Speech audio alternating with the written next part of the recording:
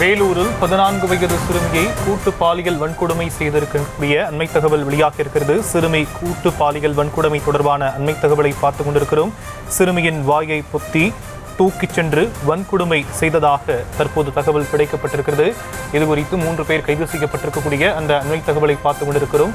வீரப்பன், இளமதன், சின்னரசு ஆகிய 3 பேர் கைது செய்யப்பட்டிருக்கிறார்கள். இதுகுறித்தான விவரங்களை நம்முடைய செய்தியாளர் முரளி வழங்க நாம் கேட்கலாம். முரளி, மேலும் விவரம். ஷாம், இந்த வேலூர் மாவட்டம் அணைக்கட்டு தாலுகாவில் உள்ள ஒரு கிராமத்தை சேர்ந்தவர். அது 14 வயது உடைய அந்த சிறுமி. அவர் தனது வீட்டின் அருகே, அதாவது 18ஆம் தேதி இரவு 7 மணி அளவில் வீட்டின் அருகே இயற்கை உபாதை கழிக்க சென்றிருக்கிறார். அங்கு மது அருந்தி கொண்டிருந்த 3 பேர் அந்த சிறுமியின் வாயை பொத்தி அந்த கூட்டு பாலியல் பலாத்காரம் செய்ததாக கூறப்படுகிறது.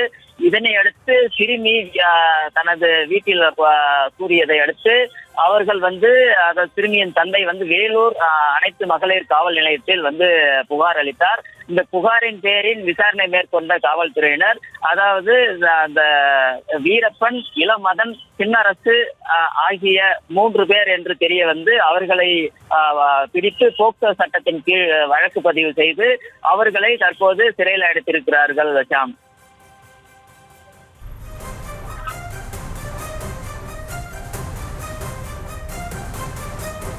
தற்போதைய விவரங்களுக்கு நன்றி முரளி. செய்திகளை உடனுக்குடனும் துல்லியமாகவும் தெரிந்து கொள்ள சப்ஸ்கிரைப் பண்ணுங்க.